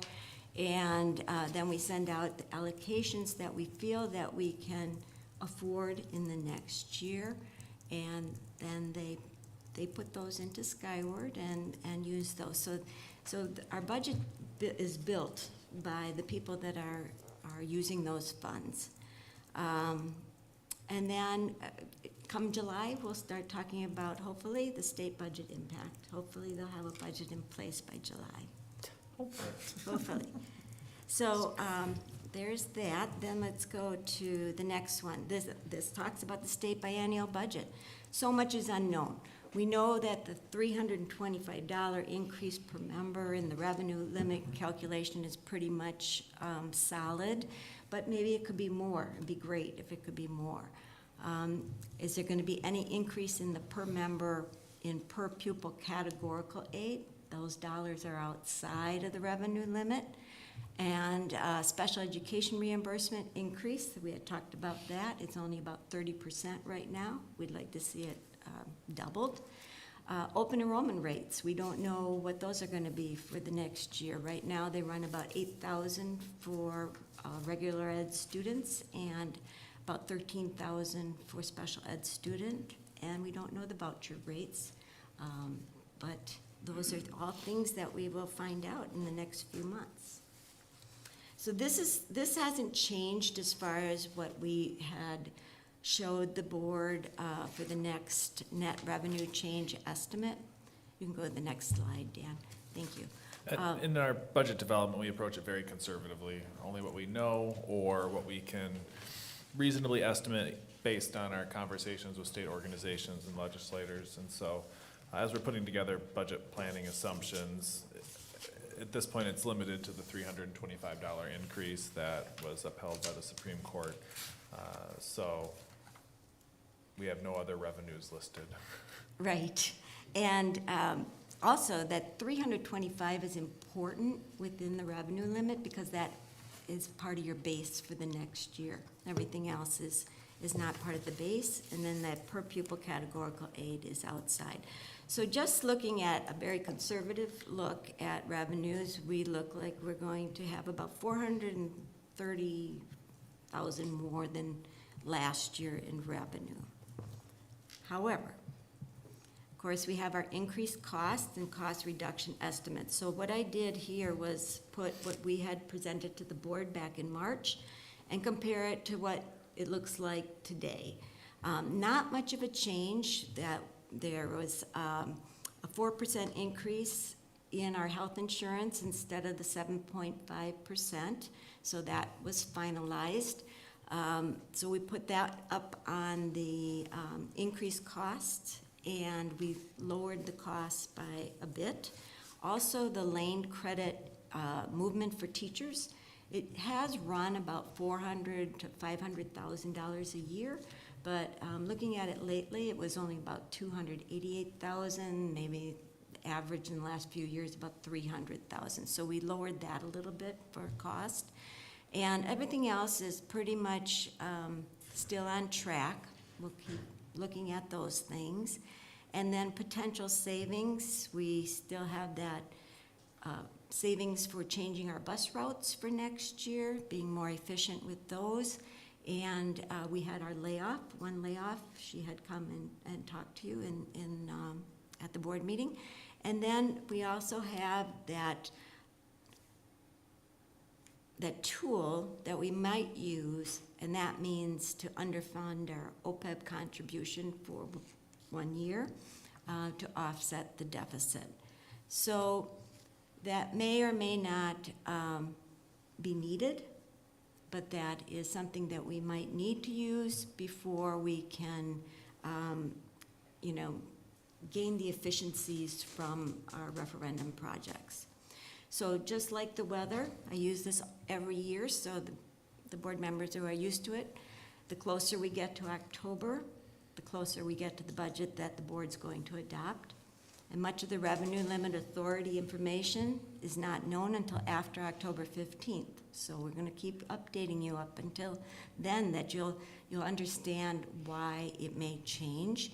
But we always are thinking of our students, how many do we have to serve, where are they, staff needed, space needed, salary increase, affordability, and our program needs. And with that said, just as a reminder to the board, typically we meet the first and third Mondays of the month. In October, we meet also the fourth Monday to approve that budget. And Some years it's been white knuckling it because the state budget isn't approved. We don't have some of our numbers till the very last minute. But make sure you have that on your calendar. Very good. So then we're going to go into long-range trends. I have a question. Go ahead. Yes? If we can go back to the Sure. increased costs. So the underfunding the OPEB contribution, that's a really big $2.2 million maybe. Yeah. What would be the conditions that you would foresee that we would not need to make use of that tool? If that's even possible to answer. Yeah. I mean, we're in the midst of finalizing budgets, and Ms. Sprang is always, we're still finding efficiencies where we can, adjusting staffing numbers. We'll talk about our HR assumptions soon. We have some planned reductions in staff, but we also might have some increases that make it a wash. So there's a lot of things that can change between now and October. If we got to 60% on the special education aid, that would mean about $5 million of additional revenue. That would dramatically change our trajectory. I don't see it being 5%. I'd be hopeful for half that. Or 60%, 45 would be great. Let's start at 60. But there's lots of things that will change. Revenues, expenditures, other little things, grants might come in. We haven't closed out the year yet, so we don't know, we budget conservatively, expecting that we would rather kind of underspend our budget than overspend it and dip into fund balance. And so there might be some offsetting revenue there for a year to help minimize that, that reduction there. So all of those factors will add up to putting us in a better position when it comes to October. Hopefully it adds up to 2.2 million. That'd be great. We had thought we might dip into fund balance for that this last year and ended up not needing to because of our conservative projections and our ability to manage the budget well throughout the year. Kudos to Ms. Sprang.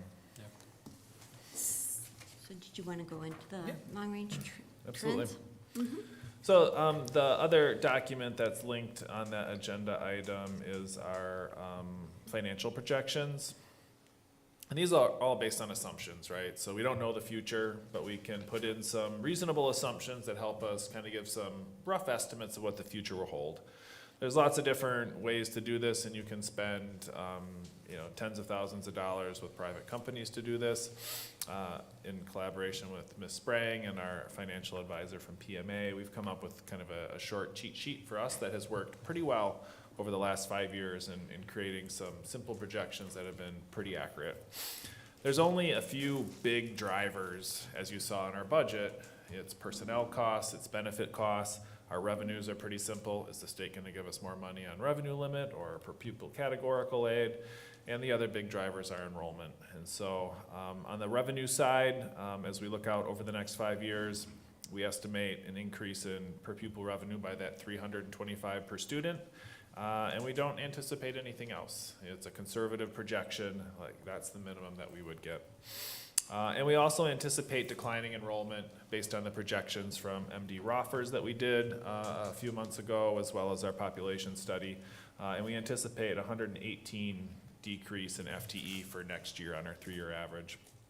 And the personnel costs, we're anticipating a 2.95% increase next year, but generally we're budgeting for a 3%. Health insurance came in at 4% this year, but generally we're budgeting for a 5% increase. Transportation costs, they're built into our contract. We anticipate those to continue at 5% increases. And then all other expenses, we've budgeted at a 1% increase, which is well under inflation, but we know that's where we've always had to kind of pinch some things. And so, Dan, if you go to the next page with the budget projections, what we see is a net change in revenue that continues to go up over time, despite having fewer students in our school district. Because we're getting that $325 per student each year, we're able to see an increase in revenue, but it is relatively modest given our $110 million budget. On the expense side, with the largest driver being wages, when you look at the net change in expenses there, it's pretty consistent at $3 to $3.5 million.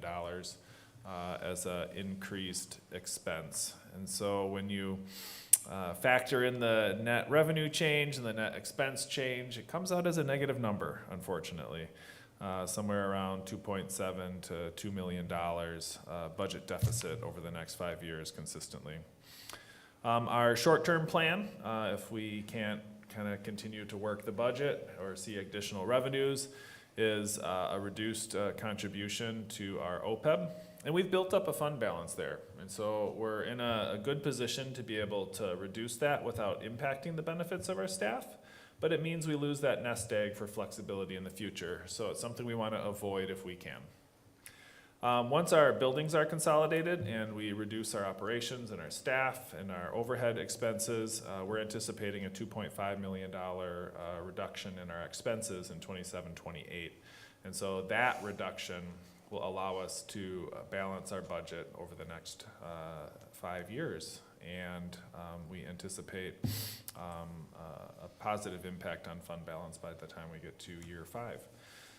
And so those are kind of gross estimates, but a pretty good idea of where we're headed on the largest drivers of our budget. And in that, you've calculated reduced number of students? Correct, yep, along the way. So we're anticipating a minus 118 next year, minus 88 the following, minus 71, minus 36, and minus 35.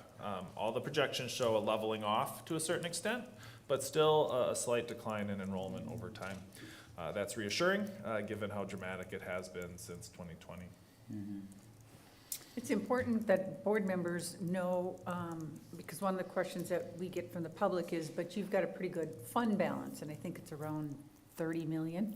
But we use up to 20 million of that to cash flow ourselves throughout the year because we have expenses, but we don't get, our year starts July 1st, but the taxes aren't paid until January, and we get state reimbursement sometimes a year and a half later. So it's important that people understand, even though we have that and staff have done a great job of building that balance up, we could tap into it, but then we are gonna end up paying interest for having to borrow, or you can use it one time, but then you can't build a budget on it year after year. So that's a question that comes up, and it's something just for the people to be aware of as we look at this fund balance. Patty was getting scared where I was going with that. But No, you did great. Okay, so I think And we can circle back to this. We're going to talk about some other things as well, as it relates to budget. Next, I'll bring up Mr. Wenthe, our Director of Human Resources, and heard from folks kind of interested in how this process works. And a couple months ago, we had a workshop where we went through some like HR scenarios, but we also wanted to kind of lay out some of the basic assumptions and our kind of estimates for next year. Sure. And we are right in the middle, HR is right in the middle of the hiring season. And actually tonight, I can highlight one of our more high-profile hires and also give kudos to Stacy Everson, who led our hiring for Logan High School principal. And Luke Maxon is with us today. So,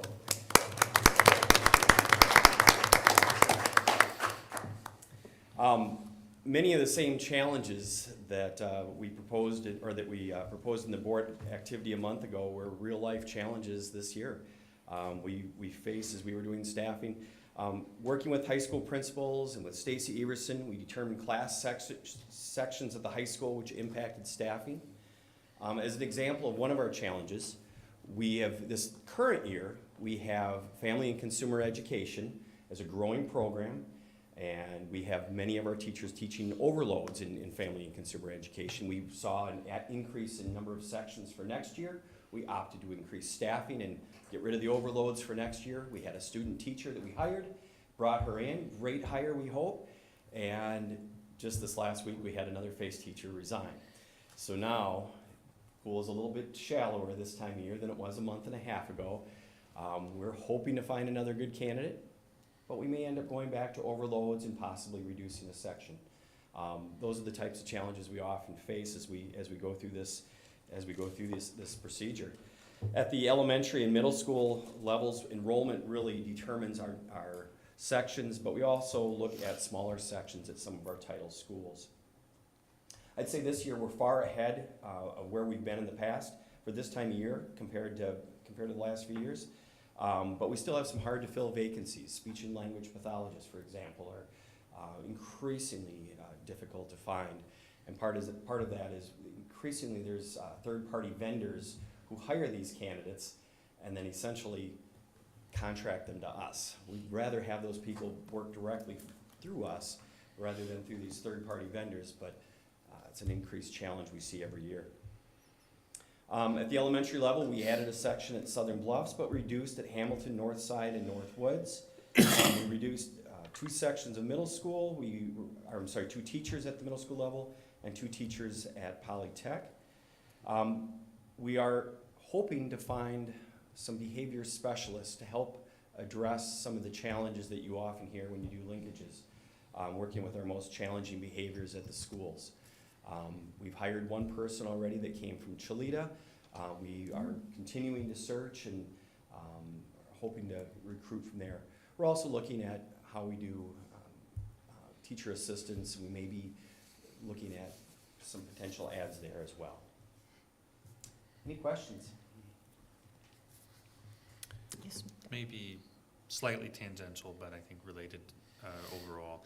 I'm curious, I wasn't able to go back and compare like the HR reports that we get in the superintendent's consent agenda from around this time last year. I'm curious if you have noticed any change in the trends in employment in the aftermath of the I don't have the data, Okay. but I would tell you that I think our retirements are about the same, but our resignations were fewer. Fewer. We had fewer resignations this last year. Yeah, I'd offer up, there's still a little uncertainty within our staff about some positions they're nervous about. And so we've had some coaching positions that we were hoping to maybe attract a broader candidate pool for. And, you know, knowing that some of these positions are gonna go away in a couple years, like, do I leave this good situation in my classroom and go take this job that might be reduced at some point? There's been a little bit of tension there, but I would say overall we've had fewer vacancies this year than last year. I would, right now, I would say we are less than last year. We also have a few positions that are struggles this year because of the circumstances of consolidation looming in 2027. So a librarian position at Spence in the past may have been many more applicants than what we're getting right now, knowing that that school is going to consolidate with another school. Mr. Bagneski? Is the hiring or vacancy in all areas about equal for the past years, whether it's custodial, teacher assistant, nursing? Are you asking about number of applicants that are applying? No, how many openings? Are there pretty significant just in the teaching area, or are they pretty equal to other years, whether it's custodial, health, whatever? We have less teachers, and like I said, because of resignations. I think we have less teacher assistant positions open than what we've had in the last, it's my 4th year, so I have a small window, but less than we've had. Other support staff, probably about status quo. And our other support staff are hired continually throughout the year, whereas our teachers and TAs are, you know, more seasonal based on preparation for the following school year. Right. So we'll hire custodians any time of the year and as retirements come up, and the same thing with cooks. As a matter of policy, will we not hire a TA mid-year? We will. Okay, just doesn't tend to work that way. If you're interested in education, you know, and that's kind of, or you're coming from another place where you're involved in education, like you might have chosen the job because of the schedule and the, you know, association with your kid's schedule, and so, you know, there's, and it becomes hard, in fact, for folks to, let's say that you've, you know, been working at Cholita as a TA full-time year-round, and now you're thinking, oh, I should come to the school district, these positions are open. Well, you've got to take a break for 3 months, and so we might not get that application or that hire until August or September. In fact, right now, we're taking a pause on the TA positions. We'll repost at this point in probably late June. Okay. Any other questions? Thank you. All right, thank you. Administrative goals. Next, administrative goals. This is a part of our budget planning process, and it helps drive some of our priorities within the school district. We want to ensure that they're focused on students and our staff. The first one is, and these are a little bit more specific than they were in prior years. Before, they were maybe more statements of values. This year, it's maybe not so specific as a SMART goal, because at our level, we're at a little more strategic level, but they are focused a little bit more specifically in looking for specific outcomes. So in R2 academic performance, students will achieve at least 1 year's growth in academic subjects as measured on local formative assessments and or benchmarking tests. And so we're looking at how we track that data this year so that at the end of next year, we're able to provide some accountability around that goal, and also mid-year updates to the school board on progress on that. OE4, gosh, I got the name wrong. It should be Human Resources. I didn't update that, Laura. Darn. The district culture will become more positive over the prior year as measured by the annual staff survey. We've made some modest gains over the last 2 years, which I presented to the board at my annual evaluation, and it has continued to be a focus of the school boards, and so I want to reflect that in our administrative goals. We've got some plans in place to work on that this next school year, and I'm excited about what that will bring. OE10 learning environment, student belonging will increase over the prior year as measured by the annual student survey. We've been at right around the benchmark where we want to be, but just below. And so a concerted effort should hopefully put us over that threshold that we're seeking and continue to increase students' sense of belonging. I think especially in tumultuous times in our society, it sometimes is harder for kids to feel like they belong. When there's safety issues in the state or the nation, it makes it harder for kids to feel like they belong or feel safe at school. And so we just want to make sure that we're doing everything we can locally to increase that sense of belonging for our students. We know it makes a difference on academic outcomes because they're engaged and present. And then instructional program. This is a slightly different goal than we've had in the past, but one that I'm very interested in working on this year. The district will develop a teacher-centered, research-based, common instructional framework that establishes local instructional best practice. So really bringing our teachers around exploring what great teaching looks like, so that we have ownership at the classroom level for what great teaching is. I have ideas where it might go, but it will be a group of teachers and support staff that will help put that together and define for ourselves what it looks like. We've got great rubrics like the Danielson framework that we use for teacher evaluations, or Understanding by Design that talk about how to develop good instruction, but having an organic process that we can all agree on, I think will go a long way towards creating buy-in for subsequent professional development and other initiatives and strategies. So excited for that process. And those are the administrative goals. Happy to take any questions. Mr. Bagneski. Number one, the first one, the academic performance goals, I think that's great that you're changing from, let's say, so many people are proficient at this level versus, and that's a way that was done, and now we're looking at, okay, the student was at this level, and a year later, the student's at this level, so we can show growth in each of the students. So I think that's really nicely put. Yeah, we feel that that's a better measure of a student's progress, and we know that for our students that maybe are not meeting expectations or are below our thresholds, we'll need more than a year's growth, and we'll do our best to accomplish that as well. Is there a particular reason why you chose to use formative instead of summative assessments? The summative assessments that we have typically relied on are the state tests and other like kind of gross measures of student performance.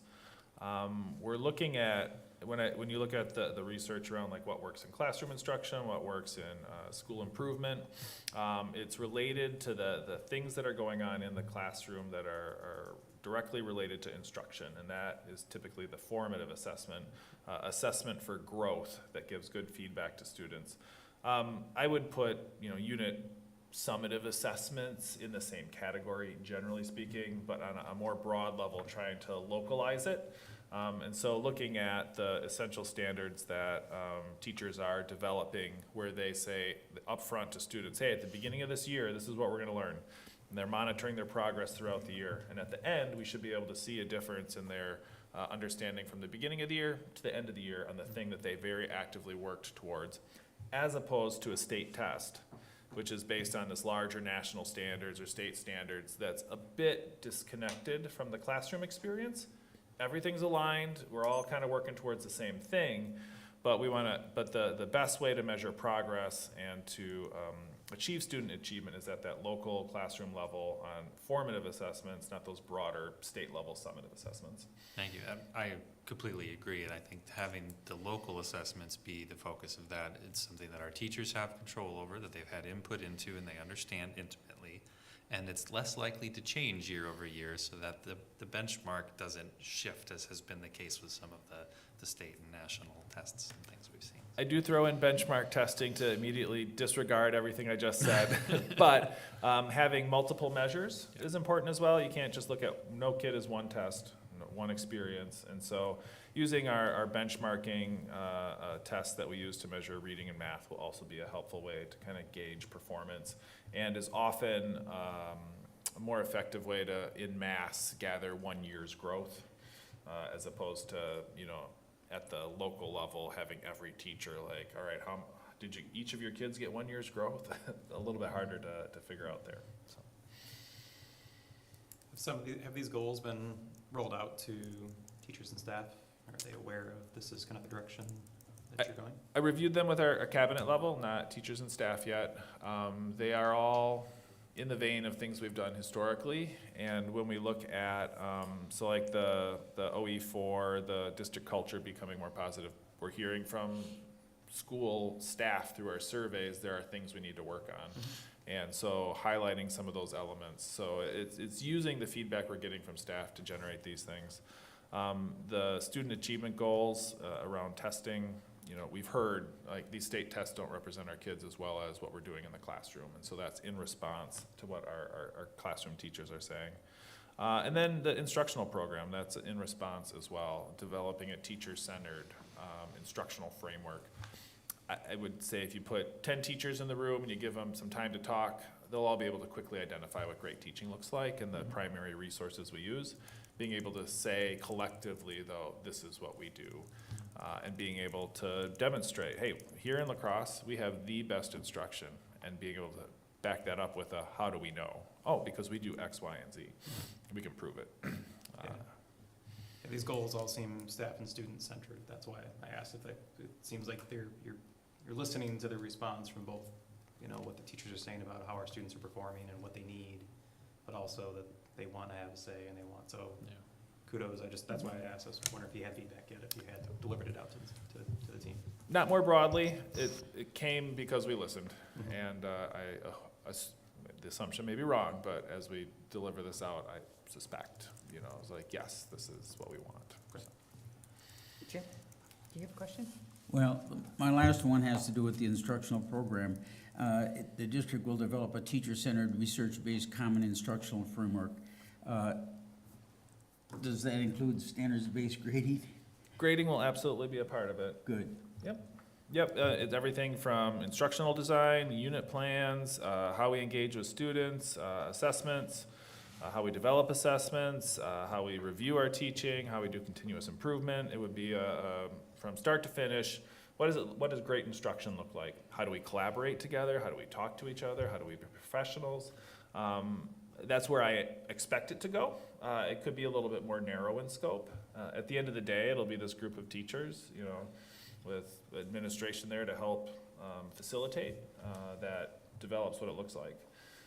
And the process will be kind of a core committee putting together and examining resources and developing something, and then feedback from all staff, and then coming back to the committee for refinement and development, back out to all staff, and then continuing kind of a back and forth process until we hit on something that we can all agree really represents what we aspire to do in instruction. Mr. Manka?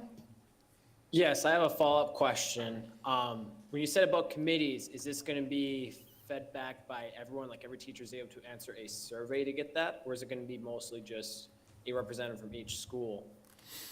We've got some ideas of what good representation would look like, but we're gonna start by asking our staff, what types of positions should be on this committee, and who would you recommend be on this committee? And we'll let our staff, once again, pick the membership. Hopefully, we have so many people that wanna join, we have to make some decisions, but ultimately, we want a representative group that our staff kinda organically selects. It will be facilitated by, we're hoping 2 co-chairs, that are of this group. Our role as a district administration will simply be to respond to what we're hearing, provide resources, do some legwork to make things happen, and facilitate their good work. I understand. I think I'd like to advocate for, at least have some kind of, form for staff to fill out. When I visited Northside, I got quite a lot of feedback about curriculum, like minor tweaks and changes that they'd like to see. That's just why I brought that up there, but I love to hear we're getting more involved about this, and that just came at a perfect time, right when I got back from that. Yeah, as we develop it, it's a weird thing, because we know what the end goal we want to be, but we can't design it ourselves, because then that would be stepping on the voice of our teachers in the process. And so we have an idea of what maybe the end goal is, but we don't have a clear picture of how exactly we're gonna get there, other than some potential meeting dates and some resources that we might provide to get started, and some activities that we could imagine would allow us to get to the goal line.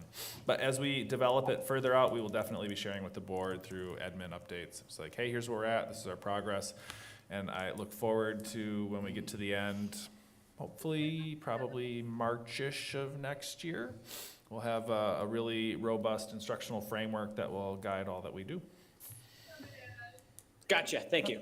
Other Absolutely. comments? It is just past 8 o'clock. We have a workshop after this. Would we want to move 7.04, 7.05 to the next meeting? Is that an option? Or should we just keep plowing through? Business, there's no reason we couldn't table that, right? And Fund 80 can certainly be tabled too. Yeah, I don't want to ruin Jim's fun, but I think Fund 80 there's a lot of questions, and we have some really good discussions around that, so I don't want to. That's a whole meeting right there. Yeah, what you said. So if board members are okay, we would move those items to the next meeting? Is anyone okay with that? Okay. And I will just offer up, it is information on what kind of went on last year. It's in your budget book, so if you want to read through that and kind of get an idea of it was just an orientation to it. Happy to take any questions between now and our next meeting too, if folks want to talk about it further. So Fund 80, just Reader's Digest version, is a opportunity for us to get local levy funds to do things that we're currently doing that benefit the community. There's a certain criteria. It's called community service. This is outside of the levy limits, so it's a flexible spending option for us. Obviously, it does affect our local taxpayers, but it's a great opportunity for us to look at some interesting things to do, tempering it with what our community wants. If everybody's okay, we'll move on to announcements. Mr. Bagneski for the CISA Board of Control. Do we need to actually? Oh, I'm sorry. Table those. Oh, yeah, should we have a motion to? Well, they are just information items, I guess. That's true. Madam Chair, I would say it's up to you. Yeah. If there's consensus, then I think we'll just proceed, if everybody's okay with that. So announcements, Mr. Bagneski, CISA. Most of the CISA meeting was discussing what was going on at the state level as far as funding of schools. Obviously, pretty antagonistic against vouchers and what we can do to stop the amount of money going toward vouchers. So we spent time talking about that. But the other thing that I thought all of us should be aware of, and I'm not sure what the school district is doing or what any school district is doing at this time, but that's with the WIA declaration that schools can use nil, name, images, and likeness. I asked the question as far as, why did Wisconsin go in that direction? I personally, this is a personal opinion, it's wrecked college or university athletics, and now we're putting it in the high schools, and they said, they had gotten significant pressure from a number of other states, that you do this, or students are going to start going from Wisconsin to state W, manufactured letter. So anyhow, are the activities director working on a plan to work this out, or where is it at? Yeah, we're still waiting for further guidance. You know, we expect the WIAA to potentially provide some model local policies. Neola, our policy, legal policy and legal support that we have. They're working on some NIL policy language. The rights are in the students' hands. It's not really to a large extent for us to limit that in a lot of ways. There's lots of different ways it's being approached in other states. I know of a wrestler in Iowa who got sponsored by a meat market, and if he pinned a kid, you could come in and, you know, get 10% off your order of meat, and then that kid picked up that 10% as a payment in order to advertise that business.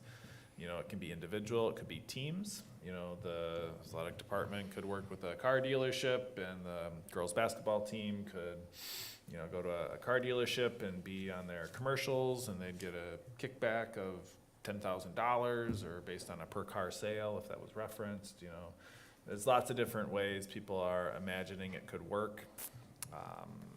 I understand the impetus for it. There was a number of other changes that the WIA made that I find more concerning than that. You know, things like unlimited contact in the summer with coaches, which seems like a small thing, but will add up to a big thing. The number of students that will truly benefit from NIL, I think, are pretty minimal, especially when you look at the rural nature of a lot of our communities. There'll be little payments here and there to some kids. It'll be the student like, you know, Johnny Davis here, who people could imagine a path to the pros where folks want to get in early, you know, and create a relationship that maybe benefits all parties, they believe. It's a little sad, amateurism's dead. At the same time, you know, school districts have long profited off of kids' name, image, and likeness, whether it's their Fund 21s or a youth basketball program, or the school district in terms of revenues when the kids do well. And so I also understand not taking advantage of students' hard work and being able to gain some benefit for themselves. It's a tough one. Yes, thank you. Is that it? Yep, that was. Thank you. Dr. Garcia is not here. My report, there's nothing listed here, but I do want to comment on the graduations this week. Thursday at 4 p.m. is CRVA, followed by Polytechnic, and then on Friday evening, we have Logan and Central.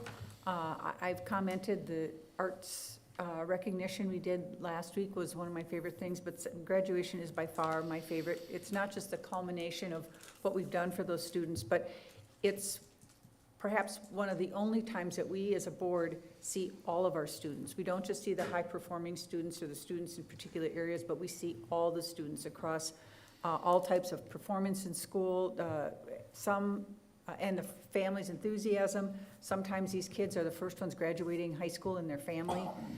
We see all types of diversity. We see all types of abilities. It is one of the most beautiful parts about being a school board member, and if you haven't signed up to attend those, I highly recommend you do, because it'll be well worth your time. Dr. Engel. Sorry, I stole part of yours. Oh, no, that's great. I appreciate your passionate advocacy for it. I think we've got 21 CRVA graduates this year, which is our online virtual school, and I had sent a board update, I think, this morning. With the implementation of our virtual school, we have seen a dramatic decrease in the number of open enrollments out for it. We're down to 8 this year, which is the lowest new applications we've had in 15 years. So it's doing its job in terms of keeping kids here who deserve a good education but need to learn in a different way. And then the only thing I would have is Representative Jill Billings had an opportunity to nominate an assembly hometown hero this last session, and she nominated Nahua Tony Yang, our cultural liaison, who does great work with the Hmong Community Cultural Center, and also works with our Hmong families in our school district. And so kudos to Tony, well deserved. He is an amazing resource and asset for our school district. Our next item is agenda planning. This was something that used to be on the agendas, was gone for a while. It's back this year. It's an opportunity for the board members to look ahead to know what's coming up. We will add the 2 items that we deferred from this meeting to that meeting. It's also an opportunity if any board members have anything they'd like to add to the agenda. It's a pretty full If not- meeting. Yeah, it's a pretty full meeting. We'll keep plowing through. Board debriefing, for those of you who, for Molly, who's new, Jeff. Ms. Sukla, okay. do you Yes. want to vote on that? Oh, yeah, we're supposed to vote on that, agenda planning. Thank you. We need a motion to approve the agenda with the 2 additions from this meeting. So moved. Second. Okay, motion is second. We'll do a roll call vote. Mr. Alberts? Mr. Magneski? Aye. Ms. Fuchs? Aye. Mr. Jackson? Aye. Mr. Manka? Aye. Mr. Newmeister? Aye. Dr. Sprague? Aye. Ms. Sukla? Aye. The next item is a board debriefing, which is an important part of what we do to make sure in coherent governance that we are doing what we're supposed to do. What did we do well? What did not go well? What do we need to improve? Please look at that. There's a schedule for who's up. Next meeting will be Dr. Garcia, followed by Dr. Sprague. But this evening, we have Mr. Bagneski. As far as a debriefing tonight, the first thing I would say is the Cooley Montessori, that was kind of interesting to me. I never was into Cooley Montessori, but as a math teacher, I was wondering why they based it on a 4 or an 8 versus a 10. I mean, why was that? I'm going to have to go back and I'll research that and find out why that was, but that was really interesting to me. I thought the River City Revolution did a very nice job pulling those 2 together. And that's such a meaningful thing for so many students. I'm glad it wasn't just shoved to the side and say, well, we don't have any show choir. Global Ed update, the biliteracy program, I think that's great to recognize that we have a number of people very fluent in 2 languages, and maybe we can even someday get to a 3rd.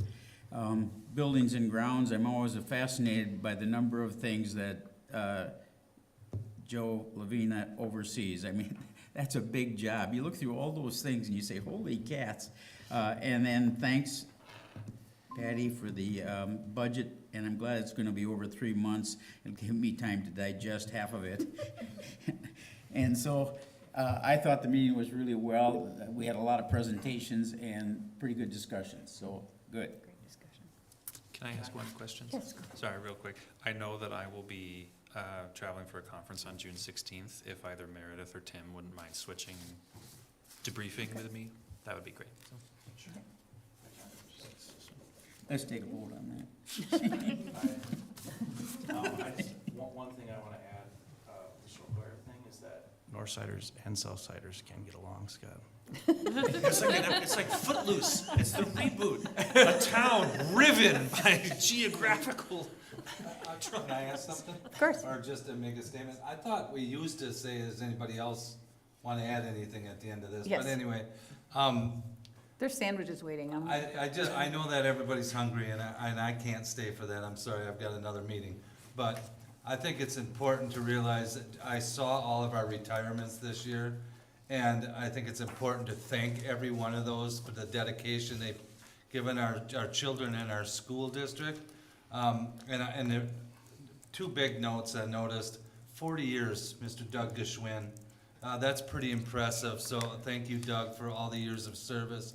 And obviously, we lost a wonderful principal at Logan, Mr. Geneva Coe. And our loss is over the river's gain, I guess. But I'm sure we got a good person that's coming in, but everyone that did put in their time and are retiring, congratulations.